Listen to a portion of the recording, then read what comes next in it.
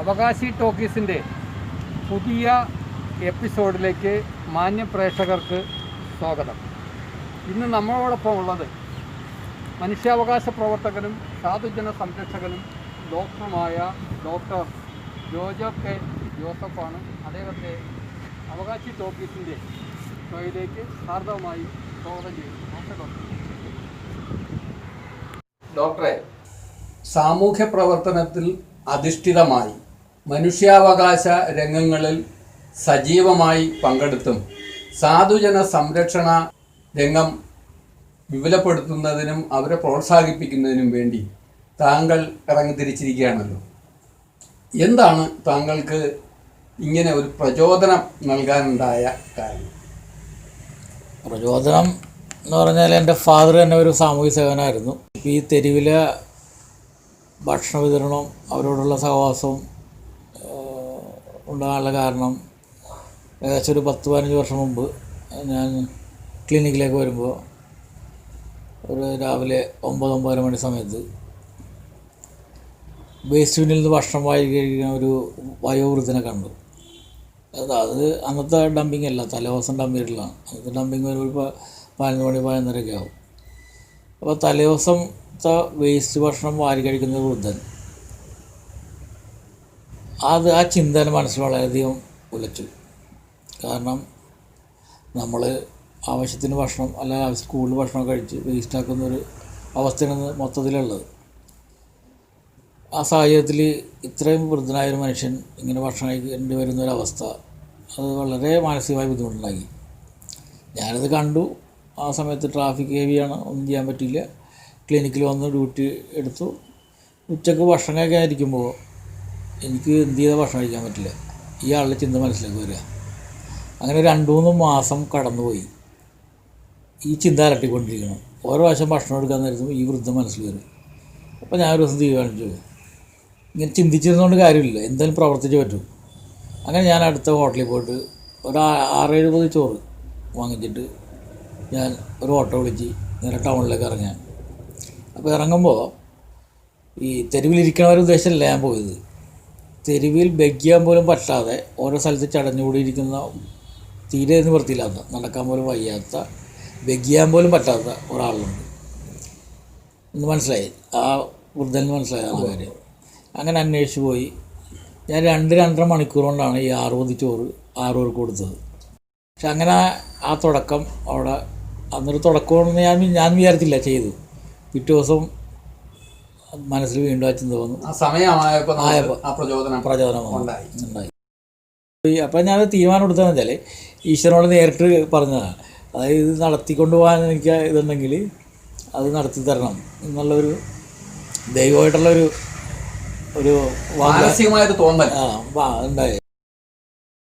ദൈവം സഹായിച്ചിട്ട് കുഴപ്പമുണ്ടായില്ല. അന്ന് പോലെ ഇന്ന് വരെ ഇപ്പോൾ 25-30 പേർക്ക് ഡെയിലി തൃശ്ശൂർ കൊടുക്കുന്നുണ്ട്. തൃശ്ശൂർ മാത്രമല്ല, ഞാൻ കേരളം മൊത്തം, ട്രിവാൻഡ്രം മുതൽ കാസർഗോഡ് വരെ എല്ലാ ജില്ലയിലും ഭക്ഷണം കൊടുത്തിരുന്നു. അപ്പോൾ കൊച്ചിയിൽ നിന്ന് ചേക്കേറി തൃശ്ശൂർ വന്ന് തൃശ്ശൂർക്കാരനായി. ഏകദേശം 25 വർഷം കഴിഞ്ഞിട്ടുണ്ട്. ഈ ഗാന്ധി മാർഗത്തിലൂടെയുള്ള ഒരു സഞ്ചാരം, ഗാന്ധി വിവാഹം കഴിച്ചിട്ടുണ്ട്, പക്ഷെ ഡോക്ടർ അതിനും തയ്യാറായിട്ടില്ല. സാധുജന സംരക്ഷണമാണ് മുഖ്യ അജണ്ട. ഇതിലെ ഈ കുട്ടികൾക്ക് ഈ കല്യാണ പുടവ വാങ്ങിച്ചു കൊടുക്കുക, അതുപോലെ തന്നെ അവരെ കല്യാണം നടത്തി കൊടുക്കുക, ഇങ്ങനെയുള്ള കാര്യങ്ങളിൽ കൂടുതൽ വ്യാപൃതനാവാനുണ്ടായ ഒരു പ്രചോദനം എന്താണ്? പ്രത്യേക പ്രചോദനം എന്നുള്ളതല്ല, പലരും വിവാഹപ്രായം കഴിഞ്ഞിട്ടും വിവാഹം ആഗ്രഹിച്ചിട്ടും സാമ്പത്തിക പ്രശ്നത്തിൻ്റെ ഒരേ ഒരു പ്രശ്നം കാരണം വിവാഹം നടത്താൻ പറ്റാത്ത അവസ്ഥ ഞാൻ നേരിട്ട് പലരിൽ നിന്ന് മനസ്സിലാക്കാൻ ഇടയായി. അപ്പോൾ അവരുടെ മനോവിഷമം പലപ്പോഴും പല അസുഖങ്ങളായിട്ട് വരുമ്പോൾ ഇവരുടെ അടിസ്ഥാന പ്രശ്നം എന്ന് വെച്ചാൽ മനസ്സിലെ സംഘർഷമാണ്. ശാരീരിക ലക്ഷണങ്ങൾക്കായിരിക്കും വരണത്, പക്ഷേ മാനസിക സമ്മർദ്ദം മൂലമാണ്. അന്വേഷിച്ച് വരുമ്പോൾ എന്താ, വിവാഹം നടക്കാൻ സാധ്യതയില്ല, എൻ്റെ ലൈഫിൽ എന്താ അർത്ഥമുള്ളത് എന്നുള്ള ചിന്ത പല സ്ത്രീകളും എന്നോട് പങ്കുവച്ചിട്ടുണ്ട്. വളരെ ഉത്കണ്ഠാജനകമായ, ആശാവമല്ലാത്ത ഒരു ജീവൻ നയിക്കേണ്ട അവസ്ഥ, അതിൽ നിന്നുണ്ടായിട്ടുള്ള രോഗങ്ങളാണ് പലത്. അപ്പോൾ ആ രോഗത്തിന് ട്രീറ്റ് ചെയ്യാനാണല്ലോ ഞാൻ ഇരിക്കുന്നത്. അവിടെ മരുന്ന് കൊടുത്തിട്ട് കാര്യമില്ലല്ലോ. അപ്പോൾ എന്ത് ചെയ്യും? ഞാൻ ഇപ്പോൾ ചെയ്യാന്ന് വെച്ചാൽ വേറെ ഒന്നുമില്ല, ഞാനൊരു മീഡിയേറ്ററായിട്ട് നിൽക്കും. പരിചയമുള്ളവരെ വിളിക്കും, ഒരു സംഭവമുണ്ട്, എന്ത് കേൾപ്പാണ്. ഞാൻ വെറും 2 ഗ്രാം കൊണ്ട് കല്യാണത്തിൽ കൊടുത്തിട്ടുണ്ട്. 2 ഗ്രാം. കാരണം എന്ന് വെച്ചാൽ ഒരു കേസിൽ വന്നപ്പോൾ ഒരു വിഡോണ്, അവർക്ക് ആ സമയത്ത് ടെൻഷനും പ്രശ്നങ്ങളും. ഞാൻ ഒരു ദിവസം സംസാരിക്കണം എന്ന് പറഞ്ഞ പേഴ്സൺ സംസാരിച്ച് കഴിഞ്ഞപ്പോൾ അവർ വിവാഹ ജീവിതം ആഗ്രഹിക്കണം. ഒരു മാർഗ്ഗമില്ല, വീട്ടിൽ കെട്ടിച്ചുവിടാൻ മാർഗമില്ല, കെട്ടിപ്പോകാൻ മാർഗ്ഗമില്ല, കൊടുക്കാൻ ഉള്ള ആളുമില്ല. ഇല്ല. അപ്പോൾ അവർ പറഞ്ഞ് വീട്ടിലൊന്നുമില്ല ഡോക്ടറെ, ഒരു പ്രപ്പോസൽ വന്നിട്ടുണ്ടായിരുന്നു, എൻ്റെ പരിചയമുള്ളതാണ്, കോയമ്പത്തൂരിൽ നിന്നാണ് കേസ് വന്നേക്കണത്. ഒരു തൊരി പൊന്ന് വീട്ടിലില്ല. എൻ്റെ ഗോൾഡ് ഉണ്ടായിരുന്ന മുഴുവൻ വീട് ഇടിഞ്ഞ് വീണിട്ട് ആ വീട് റിപ്പയർ ചെയ്യാൻ വേണ്ടി എടുത്തു പോയി. ഒന്നുമില്ലാണ്ട് നമ്മളെങ്ങനെ ഒരു വിവാഹത്തിൻ്റെ കാര്യം പറയണമെന്നാണ്. ശരി, നന്നായിട്ട് ദൈവത്തോട് പ്രാർത്ഥിക്കുക, നമുക്ക് പരിഹാരം ഉണ്ടാകുന്ന നോക്കാമെന്ന് പറഞ്ഞ് വിട്ടു. വേറെ ഒന്നും പറഞ്ഞില്ല. ഞാനപ്പോൾ തന്നെ എറണാകുളത്ത് തന്നെ പരിചയമുള്ള ജ്വല്ലറി ഒരു പാർട്ടിയുണ്ട്, അവരെ വിളിച്ചിട്ട് പറഞ്ഞു ഇങ്ങനെ ഒരു വിഷയമുണ്ട്, ഒരു സഹായിക്കണമെന്ന് പറഞ്ഞു. ഞാൻ പറഞ്ഞു ചെറിയ സംഖ്യ ഞാൻ തരാം, എനിക്ക് മുഴുവൻ ചെയ്യാൻ പറ്റില്ല, ചെറിയ സംഖ്യ തരാം, വെറുതെ വേണ്ട, നിങ്ങൾ കൂടി സഹായിക്കണമെന്ന് പറഞ്ഞു. അവരവിടെ നിന്ന് 1 പവൻ്റെ ആഭരണം തന്നു. ഈ ആഭരണം കിട്ടിക്കഴിഞ്ഞിട്ട് ഞാൻ വിളിച്ചത് ഒന്നും പറഞ്ഞില്ല. ഞാൻ വിളിച്ചിട്ട് പറഞ്ഞ് നിങ്ങൾ വരിക, ഒരു തരി പൊന്നില്ലെന്നുള്ള പ്രശ്നം ഇനി പറയരുത്, 1 പവൻ്റെ മാല നിങ്ങൾക്ക് തരണ്ട്, അത് തുടക്കമാവട്ടെ. 1.5 മാസത്തിനുള്ളിൽ വിവാഹം ഭംഗിയായിട്ട് നടന്നു. ഞാൻ പോയി പങ്കെടുത്തിരുന്നു. അപ്പോൾ അന്ന് വേണ്ട ഡ്രസ്സുകൾ, അതിനെക്കുറിച്ച് നിങ്ങൾ വിഷമിക്കണമെന്ന് പറഞ്ഞ് കടയിൽ പോയ കെട്ടുള്ള സാരി ഉൾപ്പെടെ എല്ലാ ഐറ്റംസ് വേണ്ടതാണ് വാങ്ങിച്ചു കൊടുത്തു. അധികം വിലയൊന്നും കഴിയുന്നുമില്ല, വാങ്ങിച്ചു കൊടുത്തു. കാര്യം ഭംഗിയായി. ഇപ്പോൾ അവർ വരുന്നത് മിക്കവാറും കാറിലാണ് കോയമ്പത്തൂർ വരുന്നത്, എന്നെ കാണാൻ വരാറുണ്ട്. അവര് നമ്മുടെ ഒരു കൈത്താങ്ങ് കൊണ്ട്, ചെറിയ താങ്ങ് കൊണ്ട്, ഒരു സമയം നമ്മളതിന് കണ്ടെത്തിയത് കൊണ്ട് അവരിന്ന് രക്ഷപ്പെട്ടു എന്ന് മാത്രമല്ല, വളരെ നല്ല ലെവലിൽ ജീവിക്കുന്നു എന്ന് കാണുമ്പോഴുള്ള സന്തോഷമുണ്ടല്ലോ, അതാണ് നമുക്ക് കിട്ടുന്നത്. ഞാനത് പ്രതീക്ഷിക്കുന്നുള്ളൂ. ഇനി മറ്റൊരു കാര്യമുള്ളത്, ഈ നിലയിൽ തന്നെ നമ്മൾ ഒരുപാട് പേരുമായിട്ട് ബന്ധപ്പെടുകയും അതുമായിട്ട് ബന്ധപ്പെട്ട ഇങ്ങനെയുള്ള കല്യാണങ്ങളും അതുപോലെ തന്നെ സാമൂഹ്യ പ്രവർത്തന രംഗത്തുമൊക്കെ ഇറങ്ങി വരുമ്പോൾ ഇതിൽ നെഗറ്റീവായി ഹൃദയത്തിൽ തട്ടുന്ന വിധത്തിലുള്ള എന്തെങ്കിലും അനുഭവം ഉണ്ടായിട്ടുണ്ട്? അത് ഇഷ്ടംമാരുണ്ടല്ലോ, ഇഷ്ടംമാരെ അനുഭവങ്ങളുണ്ട്. കാരണം മിക്കവാറും ദിവസം ഞാൻ ചീത്ത കേൾക്കാത്ത ദിവസമില്ല സപ്ലൈക്ക് പോകുമ്പോൾ. അതിൽ ഏറ്റവും രസകരമായിട്ട് തോന്നിയത്, വഴിയിൽ ഒരു ആരോഗ്യമുള്ള ഒരു മനുഷ്യനായിരുന്നു. പുള്ളി പണിക്ക് പോകുന്ന ആളാണെന്ന് എനിക്കറിയാം. ഇദ്ദേഹത്തിന് ഒരു സുപ്രഭാതത്തിൽ സംസാരശേഷി നഷ്ടപ്പെട്ടു പോയി. നഷ്ടപ്പെട്ട് കഴിഞ്ഞപ്പോൾ പിന്നെ പണിക്ക് പോകാൻ പറ്റാത്ത അവസ്ഥ, ആരെയും കൊണ്ടായിട്ട് കാര്യമില്ല. ഞാൻ പറഞ്ഞു സാറില്ല, ഫുഡ് ഞാൻ തരാമെന്ന് പറഞ്ഞു.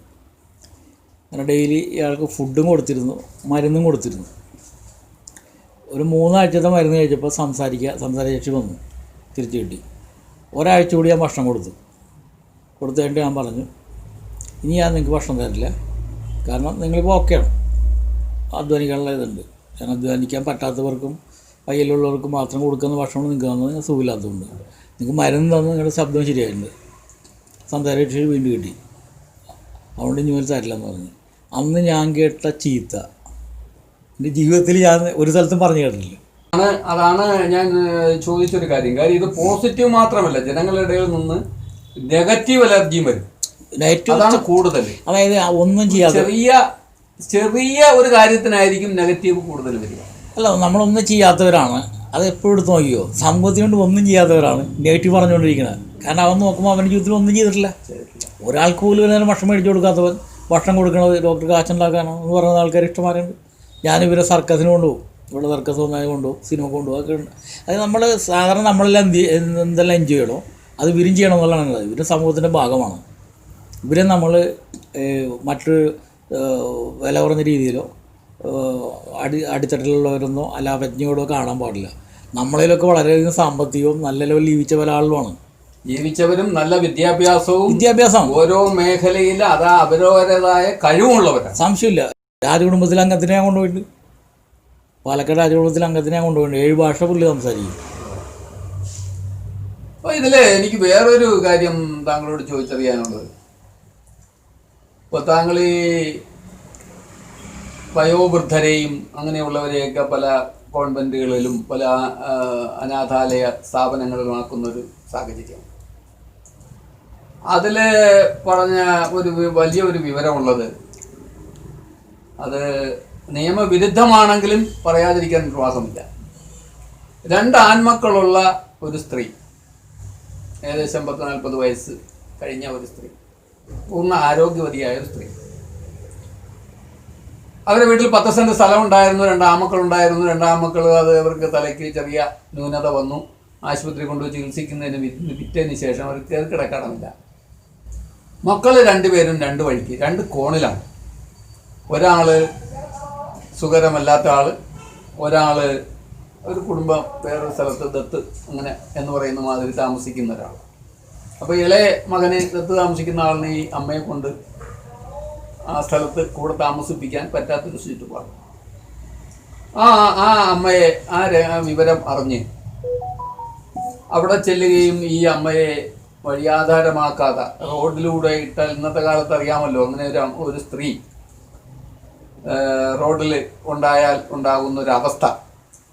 അപ്പോൾ അവർക്ക് ഈ തലയ്ക്ക് അസുഖമായത് കൊണ്ട് തന്നെയാണ് അവർക്ക് വീടുകളിലൊന്നും ജോലിയും കിട്ടാത്ത ഒരു അവസ്ഥയുള്ളത്. അപ്പോൾ ഇവർക്ക് സംരക്ഷണിക്കുന്നതിന് വേണ്ടി എന്ത് ചെയ്യും എന്നുള്ള നിലയിൽ സമീപിച്ചപ്പോൾ ഈ 2 ആൺമക്കൾ ഉണ്ടായിരുന്നിട്ടും നിറകണ്ണുകളോടെ മക്കളില്ല എന്ന് എഴുതി പോലീസ് സ്റ്റേഷനിൽ കൊടുത്ത് അനാഥാലയത്തിലായി കൊണ്ടാക്കി സുരക്ഷിതമായി ജീവിക്കുന്ന ഒട്ടനവധി പേരെ കുറിച്ച് എനിക്കറിയാം. അതിൽ ഇത് എടുത്തു പറഞ്ഞത്, ആൺമക്കളുണ്ടെങ്കിൽ ഈ വക സംരക്ഷണം കിട്ടില്ല എന്നുണ്ടായിരുന്നിട്ട് കൂടി മറ്റൊരു വൃത്തിയിലേക്ക് ഇവരെ വലിച്ചിഴയ്ക്കാതെ ആ സംരക്ഷിച്ച ഒരു രംഗം അറിയാം. അപ്പോൾ ഇങ്ങനെ ഉള്ള ഒട്ടനവധി പേരെ പല സ്ഥാപനങ്ങളിലും താങ്കൾ പാർപ്പിച്ചിട്ടുണ്ടല്ലോ. ഇവരെയൊക്കെ പോയി കാണാറും സന്തോഷം പങ്കിടാറും അവരെ പങ്കാളിയാവുകയൊക്കെ ചെയ്യാറുണ്ടോ? സാധാരണ ഇപ്പോൾ ഈ പലരെ വളരെയധികം ആളുടെ തെരുവിൽ നിന്ന് കൊണ്ടുപോകാൻ നോക്കിയിട്ടുണ്ട്. ഇപ്പോൾ ഈ പറഞ്ഞ അത് പോസിറ്റീവായിട്ടുള്ളൊരു എഫക്റ്റാണ്. പക്ഷെ പലപ്പോഴും നെഗറ്റീവായിട്ടുള്ള റിസൾട്ടാണ് കിട്ടാറ്. കൊണ്ടുപോയി ആക്കാൻ ശ്രമിച്ചു കഴിഞ്ഞാൽ ഇവർ ഒന്നിൽ വരാൻ തയ്യാറാവില്ല. അഥവാ അവിടെ കൊണ്ടാക്കി കഴിഞ്ഞാൽ ആരോടും പറയാതെ മൂങ്ങിക്കളയും. ആ അനുഭവം ധാരാളം എനിക്കുണ്ട്. പിന്നെ ഈ പറഞ്ഞ പോലെ കൊണ്ടുപോയി ഞാൻ ആക്കണം, എനിക്കൊരു സംരക്ഷണം വേണമെന്ന് പറയുന്നവരുണ്ട്. അവർ കൊണ്ട് ആക്കുകയും ചെയ്യും. അവർ വളരെ ഹാപ്പിയായിട്ട് അവിടെ പോകണം നമ്മൾ അറിഞ്ഞുകൊണ്ടിരിക്കുന്നു. ഇനി മറ്റൊരു കാര്യം പ്രധാനമായിട്ട് ചോദിച്ചറിയാനുള്ളത്, നമ്മുടെ ഈ ക്ലിനിക്കിൻ്റെ പേര് തന്നെ മാതാ ഹോളിസ്റ്റിക് ക്ലിനിക് എന്നാണ്. എന്ന് പറഞ്ഞാൽ സാന്ത്വന പരിപാലനം, സാന്ത്വന ചികിത്സ. തൃശ്ശൂരിൽ ഒരു ഹോമിയോ ഡോക്ടറുടെ സാന്ത്വന ചികിത്സ, അതിലെന്തൊക്കെയാണ് ഉൾക്കൊള്ളിച്ചിരിക്കുന്നത്? അല്ല, അത് തന്നെയാണ് മുമ്പ് ഒരു കാര്യം സൂചിപ്പിച്ചില്ലേ, വളരെ ടെൻഷനായിട്ട് എൻ്റെ അടുത്ത് വന്നു, പല ശാരീരിക പ്രശ്നങ്ങളുണ്ടെന്ന് പറഞ്ഞു. അവിടെ അവരുടെ ജീവിതത്തിലേക്ക് ഞാൻ കിടക്കണം, എന്താണ് ഈ പ്രശ്നത്തിന് കാരണം കണ്ടെത്താൻ ശ്രമിച്ചു. ഈ ഹോളിസ്റ്റിക് എന്ന് പറഞ്ഞ വാക്കിൻ്റെ അർത്ഥം തന്നെ ആസ് എ ഹോൾ എന്നുള്ളതാണ്. കണ്ണിനൊരു ഡോക്ടർ, ഹാർട്ടിനൊരു ഡോക്ടർ, ലങ്സിനൊരു ഡോക്ടർ എന്നുള്ള ലെവലിലാണല്ലോ ഇപ്പോൾ പോയിക്കൊണ്ടിരിക്കുന്നത്. ഇതെല്ലാം മനുഷ്യൻ്റെ ഒറ്റ ശരീരത്തിലുള്ള സംഭവമാണ്.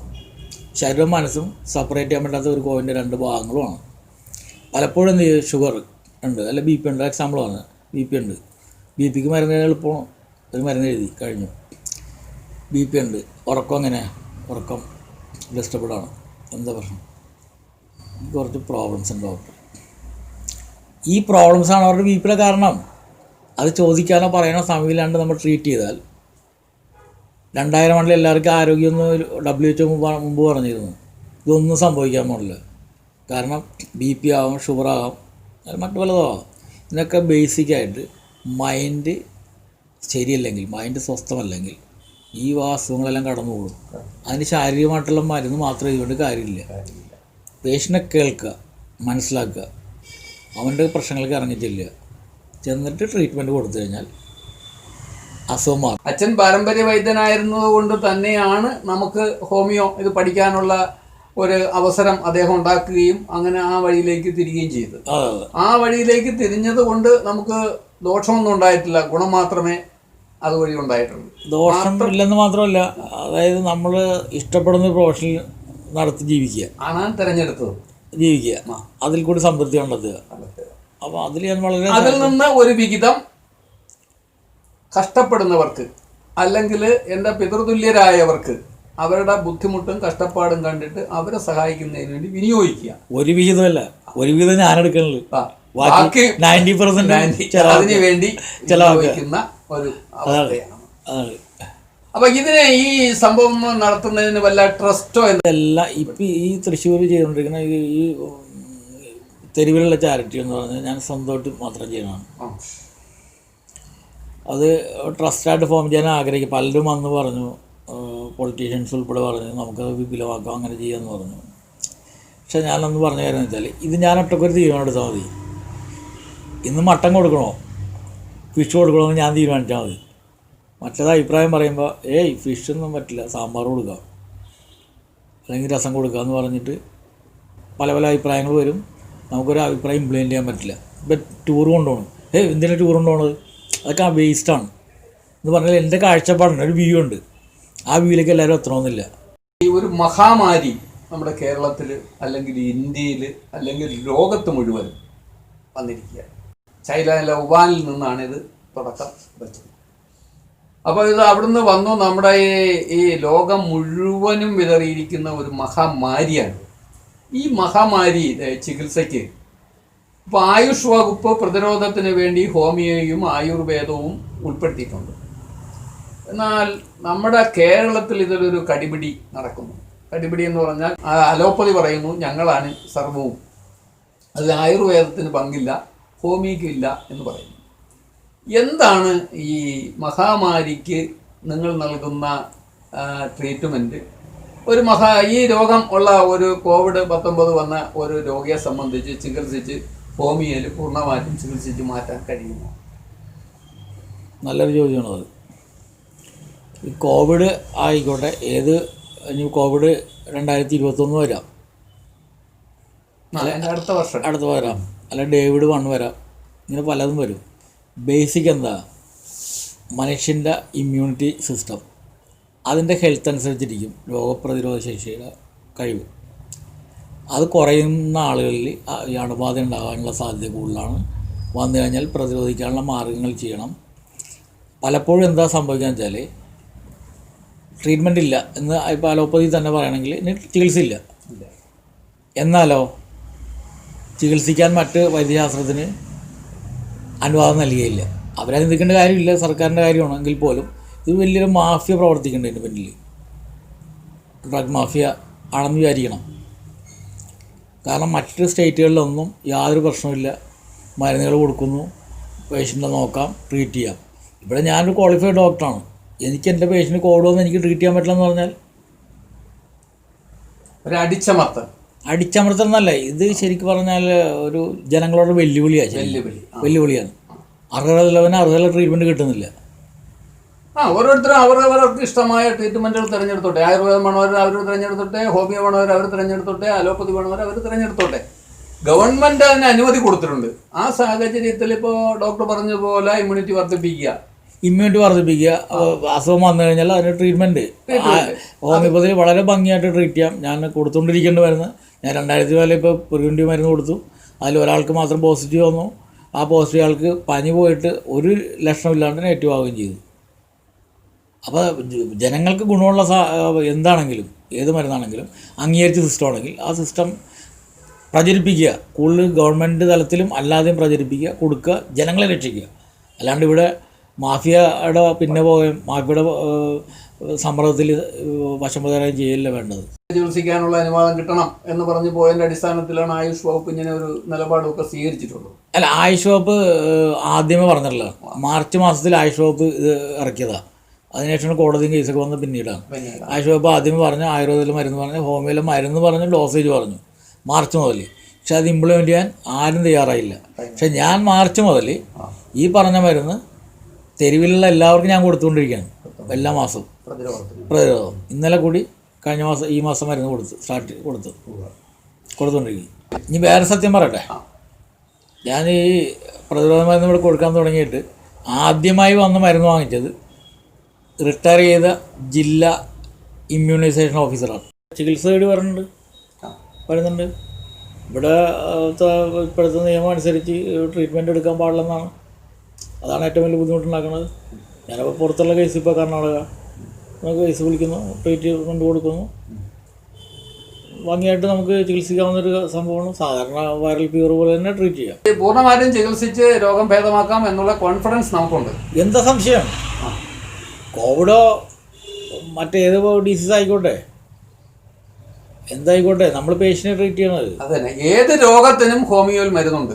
ഏത് രോഗത്തിനും മരുന്നുണ്ട്. രോഗിയുണ്ടോ? ട്രീറ്റ്മെൻ്റ് ഉണ്ട്. ഇപ്പോൾ ഒരു വീട്ടിൽ ഒരാൾക്ക് കോവിഡ് വരണോ, എന്നാൽ 5 പേർക്കും കോവിഡ് വരണമെന്ന് നിർബന്ധമില്ല. ചിലപ്പോൾ 2 പേർ ഒഴിവാക്കി പോകും. എന്തുകൊണ്ട് ഒഴിവാക്കുന്നു? അപ്പോൾ നമ്മൾ പറയും അവരുടെ ഇമ്മ്യൂണിറ്റി എന്ന് പറയും. അപ്പോൾ ആ പ്രത്യേക വ്യക്തിക്കുള്ളൊരു പ്രത്യേകതയാണ്, ശാരീരിക മാനസികമായ പ്രത്യേകത കൊണ്ടാണ് ആളെ ബാധിക്കാതിരിക്കുന്നത്. ആ ലെവലിലേക്ക് മറ്റുള്ളവരെ ചികിത്സിച്ചാക്കുക, അതാണ് നമ്മൾ ചെയ്യുന്നത്, വേറെ ഒന്നുമില്ല. അപ്പോൾ ഇതിൽ കുറേ ജനങ്ങളിലൊരു ബോധവൽക്കരണം അനിവാര്യമായിരിക്കുകയാണ് അല്ലേ? കൂടുതൽ ജനങ്ങളിലേക്ക് അവരെ ഒരു ബോധവൽക്കരണം നടത്തി അവരെ പവർ വർദ്ധിപ്പിക്കുക എന്നുള്ളത് ഒരു പ്രധാന ഘടകമല്ലേ? സംശയമില്ലാതെ ഉപരിയായി സംശയമില്ലാത്ത കാര്യമല്ലേ? അതുപോലെ ഈ സാനിറ്റൈസേഷനും മറ്റേ മാസ്ക് ഉപയോഗിക്കലും അതെല്ലാം നമ്മൾ ചെയ്യേണ്ട കാര്യങ്ങൾ തന്നെ. അത് ഒഴിവാക്കിക്കൊണ്ട് മരുന്ന് കൊടുക്കുക എന്നുള്ളതല്ല പറയണത്. മറ്റു മാർഗ്ഗങ്ങൾ സ്വീകരിക്കുകയും പ്രതിരോധ മരുന്ന് ഉള്ളത് കൊടുക്കുക. വേറെ പ്രതിരോധ മരുന്നില്ലാത്ത ചികിത്സാ രീതി ട്രീറ്റ് ചെയ്യാൻ പോവുക എന്ന് പറഞ്ഞാൽ എന്താ അർത്ഥമുള്ളത്? അത് ഞങ്ങൾക്ക് ചികിത്സയില്ല എന്ന് പറയുകയും ചെയ്യുക, പേഷ്യൻ്റ് മുഴുവൻ മരുന്ന് കൊടുത്തുകൊണ്ടിരിക്കുകയും ചെയ്യുക. അപ്പോൾ ഓരോ മരുന്നില്ലെന്ന് തോറും പേഷ്യൻ്റെ ഇമ്മ്യൂണിറ്റി കുറഞ്ഞുകൊണ്ടിരിക്കും. ഈ ഗവൺമെൻറ് പറയുന്ന കാര്യങ്ങൾ അതേപടി നടപ്പാക്കിക്കൊണ്ട് തന്നെ എല്ലാ മേഖലയും ഉൾപ്പെടുത്തിക്കൊണ്ട് വേണം ഇതിനെ നേരിടാൻ എന്നുള്ളതാണ് ഡോക്ടറുടെ അഭിപ്രായം. അതെ, എങ്കിലാണ് ഇത് സക്സസ്ഫുൾ ആവുള്ളൂ. അല്ലാതെ ഒരു വിഭാഗം മാത്രം ചികിത്സയില്ല എന്നാൽ ഈ ട്രീറ്റ്മെൻറ്റ് എടുക്കാവൂ എന്ന് പറഞ്ഞാൽ എന്തർത്ഥം? സന്ദേശമായി നമുക്ക് ജനങ്ങൾക്ക് കൊടുക്കാൻ. അതെ, സംശയം എന്താ? കുടുംബങ്ങളിൽ പലരും അർദ്ധ പട്ടിണിക്കാരായി മാറിക്കൊണ്ടിരിക്കുന്നു. തൊഴിലില്ലായ്മ വർദ്ധിച്ചുകൊണ്ടിരിക്കുന്നു. ഇപ്പോൾ എല്ലാ തലത്തിലും ഇപ്പോൾ ഏറ്റവും കൂടുതൽ ഉള്ള വിഷയങ്ങൾ ഉണ്ടായിക്കൊണ്ടിരിക്കുന്ന ഈ അവസ്ഥയിൽ ഈ ഗാർഹികമായിട്ടുള്ള വിഷയങ്ങൾ ദമ്പതിമാർ ആരെങ്കിലുമൊക്കെ സമീപിക്കാറുണ്ടോ? പലരും വരാറുണ്ട്. കാരണം നല്ലൊരു ശതമാനം ആളിലും വളരെയധികം മാനസികസമ്മർദ്ദത്തിലാണ്. മുമ്പ് ടെൻഷൻ വരുന്നു, ഒരു സിനിമ പോയി കണ്ടു, അല്ലെങ്കിൽ ഒന്ന് പാർക്കിൽ പോയി. കുട്ടികളാണെങ്കിലും വളരെ സമ്മർദ്ദത്തിലാണ്. കാരണം അവർ ഈ കാണുന്ന 4 ചുവരും ആ ചുറ്റുപാടും, പ്രത്യേകിച്ച് ഫ്ലാറ്റിൽ താമസിക്കുന്നവർക്കൊക്കെ ഒരു എൻ്റർടൈൻമെൻ്റ് ഇല്ല. TV അല്ലെങ്കിൽ മൊബൈൽ, ഇതിൽ മാത്രമാണ് ഉള്ളത്. ഒരു ഫിസിക്കൽ എക്സസൈസ് ഇല്ല, ഫ്രണ്ട്സ് തമ്മിലൊരു മിംഗ്ലിംഗ് ഇല്ല, അടിപിടിയില്ല, ഒന്നുമില്ല. ആ ബാല്യം തന്നെ നഷ്ടപ്പെട്ടുകൊണ്ടിരിക്കുന്ന ഒരവസ്ഥ. അവരും സമ്മർദ്ദത്തിലാണ്, പ്രായവരും സമ്മർദ്ദത്തിലാണ്. പലരും ഉറക്കില്ല. എന്നെ എത്ര പേര് കംപ്ലയിൻറ്റ് പറയുന്ന കാര്യം ഉറക്കം ശരിയാവണില്ല. വേറെ ഫിസിക്കൽ പ്രോബ്ലമൊന്നും ഉറക്കില്ല. കാരണം ഡിസ്റ്റർബ്ഡാണ്, ടോട്ടലി ആളുകളുടെ മൈൻഡ് ഡിസ്റ്റർബ്ഡാണ്. സാമ്പത്തിക പ്രശ്നം ഒരു വെച്ചത്, അതുകൂടാണ്ട് മാനസികമായിട്ട് വളരെ സമ്മർദ്ദത്തിലായിരിക്കും.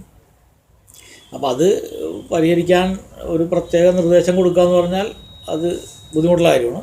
പക്ഷേ നമ്മൾ തന്നെ റിലാക്സേഷന് വേണ്ടിയുള്ള കാര്യങ്ങൾ സ്വയം കണ്ടെത്തുക എന്നുള്ളതാണ് ചെയ്യാം. കണ്ടെത്തുകയും സർക്കാരിൻ്റെ ഭാഗത്തുനിന്ന് സർക്കാരിന് വേണമെങ്കിൽ ഇങ്ങനെ ഒരു സമീപനം കൂടി സ്വീകരിക്കാം. സർക്കാരിന് ചെയ്യാൻ പറ്റിയാൽ വളരെ നന്നായിരിക്കുമെന്ന് മാത്രം, ഒരു പ്ലസ് പോയിൻ്റ് ആയിരിക്കുമെന്ന് മാത്രം. എന്ത് ചെയ്യുന്നുള്ളതാണ് അവിടെ വിഷയം. അപ്പോൾ ഇത്രയും നേരം നമ്മളിതിനെ ഒരുപാട് കാര്യങ്ങളെക്കുറിച്ച് ചർച്ച ചെയ്തു. എന്താണ് ഈ കോവിഡ് കാലത്ത് ജനങ്ങൾക്ക് നൽകാനുള്ള ഒരു സന്ദേശം എന്താണുണ്ടോ? ജനങ്ങൾ ഗവൺമെൻറ് പറയുന്ന കാര്യങ്ങൾ അക്ഷരംപ്രതി അനുസരിക്കുക. ഇപ്പോൾ മാസ്ക് വെക്കുന്ന കാര്യം പറഞ്ഞിട്ടുണ്ട്. ഒരു 10 പേരെടുത്താൽ 9 പേരും മാസ്ക് വെക്കണത് ശരിയല്ല. മാസ്ക് ഒന്നില്ലെങ്കിൽ മൂക്ക് പുറത്തായിരിക്കും, അല്ലെങ്കിൽ പല പ്രാവശ്യം ഇതിൻ്റെ പുറത്ത് തൊടും. ഈ പുറം ഭാഗത്ത് ഒരിക്കലും തുടരുത്. കാരണം ഇവിടെ കോവിഡ് നമ്മൾ തടഞ്ഞു നിർത്തിയേക്കാണ്. ആ കോവിഡിലാണ് വിരലോടുമ്പോഴാവണത്. ഇത് ഉയർത്തിയ താഴ്ത്തി ചെയ്യുമ്പോൾ വിരലുള്ളിലിട്ടിട്ട് ഇങ്ങനെ പൊക്കുക, ഇങ്ങനെ താത്തുക, അങ്ങനെ ചെയ്യാവും. അല്ല ഇങ്ങനെ പിടിച്ച് പൊക്കി കഴിഞ്ഞാൽ തന്നെ കോവിഡ് ഇവിടെ തടഞ്ഞു നിർത്തിയേക്കാണല്ലോ. ഈ കോവിഡ് നമ്മൾ മൂക്ക് ഉടക്കുകയോ ചുണ്ടിൽ പിടിക്കുകയോ ചെയ്യുമ്പോൾ ഇത് നമ്മുടെ ഉള്ളിലേക്ക് വരും. ഈ മാസ്ക് ധരിക്കണത് പോലും ആരും ശാസ്ത്രീയമല്ല. മാസ്ക് ധരിക്കാൻ പോലും ഇതുവരെ കൃത്യമായി മനസ്സിലാക്കിയിട്ടില്ലെന്നുള്ളതാണ് സത്യം. അപ്പോൾ ഈ കാര്യങ്ങൾ, മാസ്ക് മറ്റു കാര്യങ്ങളെല്ലാം കൃത്യമായി പാലിച്ചു കഴിഞ്ഞാൽ ഒരു പരിധിവരെ ഇന്ന് ഒഴിവായി നിൽക്കാം. പിന്നെ പ്രതിരോധ മരുന്നുള്ള ചികിത്സ എന്ന് വെച്ചാൽ ഹോമിയോ ആണെങ്കിൽ അത്, ആയുർവേദമാണെങ്കിൽ അത്, മറ്റ് ചികിത്സകളില്ല. അലോപ്പതിയിലാണെങ്കിൽ പ്രതിരോധ മരുന്നിൻ്റെ വിഷയമില്ല. അപ്പോൾ വാക്സിൻ പരീക്ഷണ ഘട്ടത്തിലുണ്ട്. വാക്സിൻ കണ്ടുപിടിച്ച് വരട്ടെ. വരുന്നവരെ ആളിൽ ഈ രോഗത്തിൽ നിന്ന് മുക്തി നേടാൻ പ്രതിരോധ മരുന്നുകൾക്ക് കൂടുതൽ പ്രാതിനിധ്യം കൊടുക്കുക, ഗവൺമെൻറ് കൂടുതൽ പ്രോത്സാഹിപ്പിക്കുക, ജനങ്ങളെ സ്വീകരിക്കുക. അപ്പോൾ ഇത്രയും സമയം അവകാശി ടോക്കീസിന് വേണ്ടി സ്വന്തം അനുഭവങ്ങളും അതുപോലെ തന്നെ പൊതുജനങ്ങൾ നേരിടുന്ന പ്രശ്നങ്ങളെ സംബന്ധിച്ച്, നമ്മുടെ കോവിഡ് ഉൾപ്പെടെയുള്ള പ്രശ്നങ്ങളെ സംബന്ധിച്ച് സവിസ്തരം ജനങ്ങളെ ബോധവാന്മാരാക്കുന്നതിന് വേണ്ടിയുള്ള സമയം കണ്ടെത്തുകയും അവകാശി ടോക്കീസിന് വേണ്ടി ഈ സംപ്രേഷണത്തിന് വേണ്ടി തയ്യാറാവുകയും ചെയ്ത ഡോക്ടർക്ക് അവകാശി ടോക്കീസിൻ്റെ പേരിൽ നന്ദി, നമസ്കാരം.